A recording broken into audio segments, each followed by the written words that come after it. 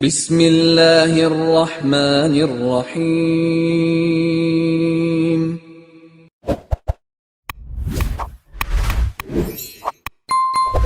السلام علیکم ورحمۃ اللہ وبرکاتہ۔ الحمد للہ وکفی وسلام علی عبادہ الذین اصطفی، اما بعد۔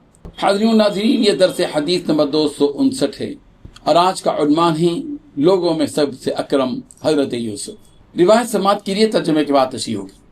بسم اللہ الرحمن الرحیم۔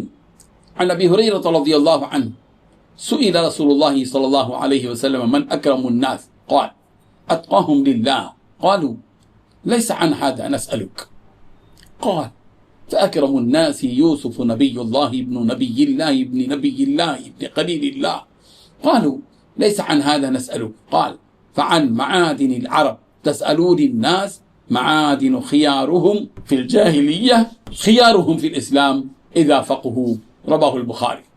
ترجمہ یوں ہے، حضرت ابو ہریرہ رضی اللہ عنہ سے روایت نبی رحمت صلی اللہ علیہ وسلم سے پوچھا گیا کہ سب سے زیادہ شریف آدمی کون ہے؟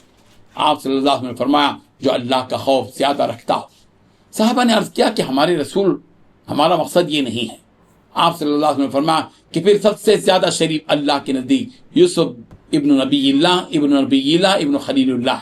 صحابہ نے عرض کیا کہ ہمارے سوال کا مقصد یہ بھی نہیں ہے۔ آپ علیہ الصلوۃ والتسلیم نے فرمایا کہ تم لوگ عرب کے خان بھادوں کے بارے میں پوچھنا چاہتے ہو؟ دیکھو لوگوں کی مثال کانوں کی سی ہے، کسی کان میں سے اچھا مال نکلتا ہے، کسی کان میں سے برا۔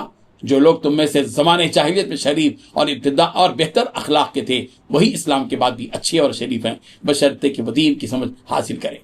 بزرگان محترم، اس حدیث کو ہم نے یہاں جو بیان کیا ہے اس کی وجہ یہ ہے کہ اس میں حضرت یوسف علیہ السلام کا ذکر خیر ہے۔ یہاں نبی رحمت صلی اللہ علیہ وسلم نے شرافت اور دینداری اور دین کی سمجھ حاصل کرنے کو بہت اونچا مقام عطا کیا ہے کہ جو لوگ تم میں سے زمانے جاہلیت میں شریف اور بہتر اخلاق کے تھے وہی اسلام کے بعد بھی اچھے اور شریف ہیں، لیکن ایک شرط ہے، وہ شرط یہ ہے کہ وہ دین کی سمجھ حاصل کریں۔ معلوم یہ ہوا کہ اسلام میں بنیاد شرافت، دینداری اور دین کی سمجھ حاصل کرنا ہے، جسے لفظ فقاہت سے یاد کیا گیا۔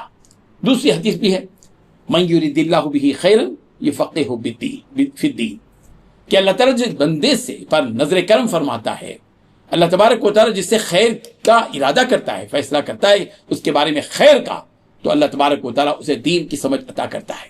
اس سلسلے میں امت کے سامنے زندہ مثالیں محدثین کرام کی ہیں جن کو اللہ تعالیٰ نے دینی فقاہت سے نوازا کہ آج اسلام انہی کی مساعی جمیلہ، انہی کی کوششوں سے زندہ ہے کہ سیرت نبوی صلی اللہ علیہ وسلم احادیث صحیحہ کی روشنی میں مکمل طور پر مطالعہ کی جا سکتی ہیں۔ ان ساری احادیث کو، ان ساری کتابوں کو جن کتابوں کو ان محدثین نے اور مجتہدین نے لکھا۔